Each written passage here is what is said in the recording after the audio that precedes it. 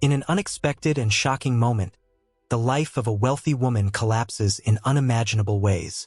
Cemetery workers, perplexed and incredulous, find her alive inside a coffin. The horror and tension are palpable as she opens her eyes, her trembling voice revealing a devastating secret. This secret not only turns her world upside down but also exposes dark truths that no one could have foreseen. Helena, a 38-year-old woman, possessed stunning beauty and immense fortune. Married to Raphael, she lived in an opulent mansion that exuded luxury and power. However, behind the golden walls, her life was a painful contrast. Her relationship with Raphael was shrouded in cutting coldness, marked by agonizing silences and empty gazes that echoed the distance between them. "Raphael, we need to talk," said Helena, her voice trembling and laden with a sadness she could barely disguise. Raphael lifted his eyes to her, but his gaze was distant, lost in an abyss of thoughts. "About what?" he replied, not hiding his indifference. "About us. About how we've grown apart," she murmured, tears beginning to well up in her eyes, reflecting the pain she felt.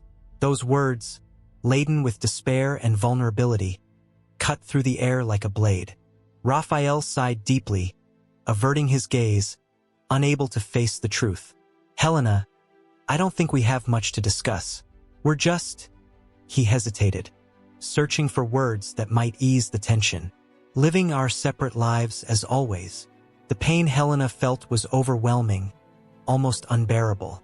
"But it doesn't have to be this way. Raphael, I still love you. I want to save our marriage, our life together," she pleaded, finally letting the tears fall. Raphael finally faced her, his eyes showing a fraction of emotion, a glimpse of who he used to be. "Helena, maybe it's too late. I don't know if there's still an us to save," he said, his voice heavy with resignation. Helena's heart shattered, tears streaming freely down her face. Helena had always been very vain. She loved to dress well and dazzle everyone around her with her elegance. However, lately something had changed. She started spending more time at home, lost in thought and distant from the sparkle and glamour that once surrounded her. Sitting on the porch of her mansion, Helena gazed at the horizon with a lost look. Her friend Clara, noticing the change, decided to visit. "Are you okay?" Clara asked, concerned. "I'm fine, Clara. I've just been thinking a lot lately," Helena replied with a sad smile. "Thinking about what?" Clara insisted, sitting beside her. "About my life, my marriage with Raphael. I feel like something important is missing," Helena confessed, looking at the ground. "You're not alone, Helena. I'm here for whatever you need," Clara said, holding her friend's hand. Helena smiled, feeling a small comfort in Clara's words. Even with all the wealth in the world, she knew what she needed most was real and sincere connections. Raphael had always been an ambitious man. Since he was young, he dreamed of a life of luxury and power, something far beyond the possibilities of his humble beginnings. He grew up in a small town, the son of a laborer and a housewife. The family struggled to survive, and Raphael vowed to himself that he would never live that way. Determined to study, he earned a scholarship to a prestigious university. It was there that he learned the art of manipulation and persuasion, skills he would use to climb the social ladder. His charm and intelligence made him popular, and he soon began to move in higher circles. It was at one of these high society parties that he met Helena, a wealthy and dazzling woman, and saw in her the opportunity to finally achieve the lifestyle he had always desired. Helena quickly fell for Raphael. He was attentive, charismatic, and seemed genuinely interested in her dreams and desires. After a brief romance, they got married. However, Raphael never set aside his true nature. The ambition that drove him also consumed him, and soon he began to feel trapped in his marriage. During a business trip, Raphael met Marina, a woman as ambitious as he was. Marina came from a wealthy family but wanted more than to just live off her inherited fortune. She wanted to build her own empire and saw in Raphael the perfect partner for this. The two became lovers, united by their desire to conquer more and more. Together, they began to plan a way to take Helena's fortune. The plan was simple: Raphael would regain Helena's trust and manipulate her into signing documents that would transfer her fortune to him and Marina. One afternoon in a discreet cafe, Raphael and Marina met to discuss the final details of their plan. "Raphael, we need to act quickly. Helena is getting more suspicious," said Marina, looking around nervously. As they planned, Raphael couldn't help but think about the irony of the situation. Helena, the woman who had given him everything, would now become the key to his ultimate freedom. He squeezed Marina's hand firmly, convinced that nothing could go wrong. Raphael and Marina sat at an isolated table in the back of a discreet cafe, far from curious eyes. They had something very serious to discuss and knew they needed to be careful. "We need to decide when and how we're going to do this," said Marina, her voice a tense whisper. "We can't risk looking suspicious." "I know, Marina. Helena's death needs to look like the perfect accident, something no one can question," Raphael replied with a dark look. Marina frowned, thinking about the various possibilities. "Maybe a fall down the stairs or a car accident?" she suggested. "No, a fall down the stairs is too common. We need something more convincing, something that seems completely out of our control," Raphael pondered, drumming his fingers on the table. Marina looked around, making sure no one was paying attention to them.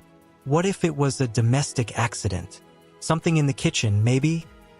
she suggested, trying to be practical. "It could be an idea. Maybe a gas leak. Something that looks like a tragic and unpredictable accident," Raphael said, his eyes gleaming with cold determination. "Yes, a gas leak could work. We need to make it look like Helena was alone, that it was an unfortunate mistake." Marina agreed, her voice firm. "Exactly, and we need to have a solid alibi for both of us. We'll be at a public event surrounded by witnesses," Raphael added, planning every detail meticulously. "When will we do this?" Marina asked, her voice a bit shaky. "In 2 weeks. That gives us enough time to prepare everything without raising suspicion," Raphael decided, his tone resolute. Marina nodded, trying to hide her nervousness. She knew there was no turning back now. Both were committed to the plan, and Helena's fate was sealed. Helena was sitting in her mansion's room, looking out the window as the rain gently tapped against the glass. In recent days, she had felt a growing unease, a sense that something was terribly wrong. Raphael was more distant than ever, and small details began to form a disturbing picture in her mind. She remembered the happy moments she had shared with Raphael, the seaside walks, the laughter during luxurious dinners, the whispered promises in the dark. These moments were now tainted by suspicion and disappointment. Every memory felt like a cruel lie. "How could I have been so blind?" Helena whispered to herself, feeling a tear roll down her face. She recalled the night Raphael came home late, smelling of a perfume that wasn't hers, the calls answered in secret, the evasive looks. Marina, the friend who always seemed to be around, now revealed herself as an accomplice. Helena began to piece things together, the whispered arguments she occasionally overheard between Raphael and Marina, the strange behavior of both. Helena was in the hallway about to go down the stairs when she heard whispered voices coming from Raphael's office. Her curiosity made her stop, and carefully she approached the ajar door. She immediately recognized the voices. It was Raphael and Marina speaking in low, urgent tones. "We can't leave any traces, Raphael. Everything needs to look like the perfect accident," Marina was saying, clearly nervous. Helena felt a chill run down her spine. She held her breath, trying to hear every word. "I know, Marina. We've discussed this. The gas leak in the kitchen will look like a tragic domestic accident. We'll be far away with a solid alibi," Raphael responded with a coldness Helena had never heard before. "And if something goes wrong?" Marina asked, the worry evident in her voice. "It won't go wrong. Helena is vulnerable. She would never suspect us. Everything is planned for 2 weeks from now," Raphael assured, his voice implacable. Helena felt her world crumble around her. The betrayal was deep, but the threat to her life terrified her. Her mind raced, trying to assimilate the information. She needed to get out of there. She needed to think of a plan, But first, she needed to hear more. And if she finds out? Marina insisted. She won't, and even if she suspects, she won't have time to do anything. Trust me, Marina. In 2 weeks, Helena's fortune will be ours, Raphael said with determination. Helena, feeling her heart race, silently moved away from the door. Her mind was spinning. It was a quiet night, and Helena was alone at home, reading a book in the living room. Raphael and Marina knew this was the perfect opportunity to put their plan into action. Raphael, with an excuse about a work commitment, ensured he would be away that night. He and Marina met in a secluded spot to review the final details. Is everything ready? Marina asked, looking anxious. Yes, I made sure the gas leak was imperceptible but lethal. By morning, the house will look like the scene of a tragic accident, Raphael replied confidently. We need to be at the public event all night to secure our alibi, Marina reminded, trying to control her nerves. Don't worry, everything will go as planned, Raphael assured, squeezing her hand. Meanwhile, Helena, unaware of the imminent danger, began to smell a faint odor of gas. She frowned, trying to identify the source. As she got up to investigate, she noticed the smell was coming from the kitchen. She walked slowly towards it, her concern growing with each step. Entering the kitchen, Helena smelled the gas more strongly. Her eyes widened in surprise and fear. She rushed to open the windows, trying to dissipate the gas. But as she turned on the kitchen light, a spark caused an immediate explosion. The explosion was devastating, destroying much of the kitchen and throwing Helena against the wall. The impact was brutal, and she lost consciousness almost immediately. The house was quickly engulfed in flames, turning what was a quiet night into a scene of chaos and destruction. Neighbors, alarmed by the explosion, called the firefighters, who arrived quickly at the scene. They worked tirelessly to control the fire and rescue Helena, but it was too late. Helena did not survive the injuries and the impact of the explosion. Her life was tragically cut short that night.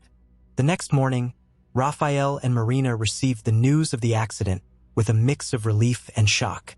Maintaining a facade of mourning, Raphael took care of the funeral arrangements while Marina stayed by his side, disguising her satisfaction with Helena's death. Raphael and Marina believed they would finally inherit her fortune. Helena's wake was held in the town chapel, an elegant and quiet place decorated with white flowers and candles. Friends and family were present, many in shock over Helena's sudden and tragic death. The atmosphere was somber, filled with the sound of sobs and murmurs. Raphael stood by the coffin, dressed in black, with a carefully rehearsed expression of grief. Marina was beside him, maintaining a respectful distance, but their furtive glances revealed underlying tension. They knew they had to act cautiously to avoid raising suspicion. Guests approached the coffin to pay their final respects. Helena looked serene, dressed in a beautiful white gown, her face illuminated by the soft candlelight as people said their goodbyes. Raphael tried to appear the devastated husband, but those who knew him well could sense something was amiss. A few days had passed since Helena's tragic death, and Raphael and Marina were beginning to feel more confident. They believed that soon they would be the future millionaires inheriting Helena's fortune. However, something unexpected happened. Days after Helena's funeral, a calm autumn afternoon was interrupted by a disturbing discovery at the cemetery. Two workers, Jorge and Luis, were carrying out their daily tasks when they noticed something strange in the area where Helena had been buried. Jorge, do you see this? Luis asked, pointing to the slightly disturbed soil around Helena's grave. Yes, Luis. It looks like someone tampered here. We should take a closer look, Jorge replied, frowning. The two workers decided to investigate further. They took their tools and began to carefully dig, not knowing exactly what to expect. After a few minutes of digging, they finally reached Helena's coffin. What they saw left them perplexed. The coffin seemed to have been opened and closed again hastily. This is very strange, Jorge. We need to open the coffin and see what's going on, said Luis, with a growing sense of apprehension. I agree. Let's do this carefully, replied Jorge with a lump in his throat. Carefully, they opened the coffin. To their astonishment, they found Helena alive, breathing with difficulty and weak, but clearly still alive. "My God, she's alive!" exclaimed Jorge, incredulous. "Quick, we need help," said Louise, already reaching for the phone to call an ambulance. The news spread quickly. In no time, an ambulance arrived at the cemetery, and paramedics took Helena to the hospital. Meanwhile, the police were called to investigate the incident. Rafael and Marina, still in shock from the reading of the will, received the news that Helena had been found alive at the hospital. Helena was treated, and while recovering, recounted her story. She remembered smelling gas and then the explosion. Apparently, in the chaos that followed, her body was mistakenly declared dead. However, someone, possibly someone from the hospital or the funeral home, realized she was still alive but, for unknown reasons, did not inform anyone and buried her anyway. Ricardo, the lawyer, upon hearing the news, immediately went to the hospital to visit Helena. "Helena, thank God you're alive," Ricardo said, emotional at the sight of her. "Ricardo, it was Rafael and Marina. They tried to kill me," Helena said, tears in her eyes. While Helena recovered in the hospital, Ricardo began working tirelessly to gather evidence against Rafael and Marina. He knew Helena's testimony would be crucial, but he wanted to ensure there was enough evidence to convict them beyond any doubt. First, Ricardo contacted the police and provided all the information he had about Rafael and Marina's relationship, including his suspicions about their behavior before and after Helena's death. The police began an investigation, and with Ricardo's help, assembled a dedicated team for the case. A team of detectives was sent to investigate Helena's house and the cemetery area, where they found evidence that the gas leak in the kitchen had been deliberately caused. The forensic team identified tampering with the gas pipes, clearly indicating it was not an accident. Additionally, they found Rafael and Marina's fingerprints on the tools used to sabotage the pipes. Meanwhile, Ricardo gained access to Rafael and Marina's phone records and messages. The messages exchanged between them revealed disturbing details about their plan to murder Helena. In several messages, Rafael and Marina discussed the gas leak, how they would stage the scene, and their future plans after inheriting the fortune. The detectives also discovered that Rafael and Marina had bought plane tickets to flee the country after the will reading, clearly indicating their intention to escape the consequences of their actions. Determined to gather as much evidence as possible, Ricardo convinced some friends and employees of Rafael and Helena to testify. Several of them reported suspicious behavior by Rafael and Marina both before and after Helena's death. One employee even confessed to overhearing a conversation between the two about finally getting rid of Helena. With all this evidence, Ricardo and the police felt confident in arresting Rafael and Marina. In a carefully planned operation, the two were arrested while attempting to board their international flight. They were taken to the police station, where confronted with irrefutable evidence, they had no choice but to confess to their crimes. During the trial, the evidence gathered by Ricardo and the police was presented. Helena, still shaken but determined, testified against Rafael and Marina, detailing the abuse and betrayal she suffered. Her courage and strength impressed everyone in the courtroom. Rafael and Marina were convicted of attempted murder and conspiracy. The sentence was severe, ensuring that both would spend many years in prison. Helena, finally free from the threat, felt a mix of relief and sadness. Justice had been served, but the price she paid was high. Ricardo, standing by Helena, promised to continue to support her, ensuring her safety and well-being were always a priority.